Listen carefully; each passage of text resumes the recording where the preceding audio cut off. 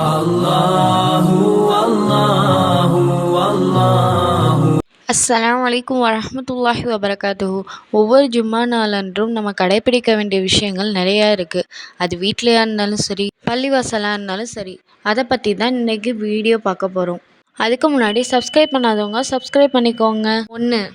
ஜும்மா அன்று ஃபஜர் தொழுகை அலிஃப் லாம் மீம் தன்சில் என்ற சஜ்தா அத்தியாயத்தையும் அல் லத்தாக்க அலல் இன்சான் எனும் 76வது அத்தியாயத்தை ஓதுவது. 2. ஜும்மா நாளில் குளிப்பது முஸ்லிமான ஆண் பெண் அனைவரும் மீது கடமையாகும். 3. ஜும்மா நாளில் பல் துலக்கி குளித்து முடித்த பின் நறுமணம் பூசுதல் வேண்டும்.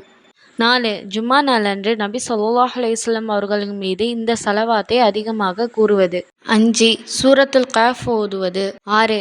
ஜும்மா நேரம் வந்துவிட்டால் கொடுக்கல் வாங்கல், தன்னுடைய வியாபாரத்தை விட்டுவிட்டு தொழுகைக்காக விரைந்து வருவது. 7. ஜும்மா அன்று பள்ளிக்கு தொழுகை சென்றால் 2 ரக்காத் தஹியத்துல் மஸ்ஜித் தொழுகையை தொழுவது.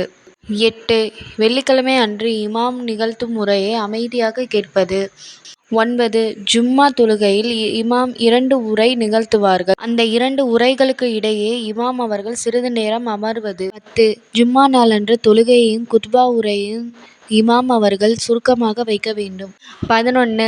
ஒவ்வொரு ஜும்மா தொழுகையிலும் சப்பிஹ் இஸ்ம ரப்பிக்கல் அஅலா மற்றும் ஹல் அத்தாக்க ஹதீசுல் காசியா ஆகிய 2 அத்தியாயத்தையும் ஓதுவது. 12. ஜும்மா தொழுகை தொழுத பின் 4 ரக்காத்துகள் தொழுக வேண்டும். ஜும்மா அன்று நாம் எல்லா சுன்னத்தை பின்பற்றுவோம். அல்லாஹ் மற்றும் அவனுடைய தூதருமாகிய நபி ஸல்லல்லாஹு அலைஹி வஸல்லம் அவர்கள் நமக்கு கற்றுத்தந்த சுன்னத்துக்களை பின்பற்றி சுவனம் செல்லக்கூடிய பாக்கியத்தை எல்லாம் அல்லாஹ் நமக்கு தந்தருள்வானாக.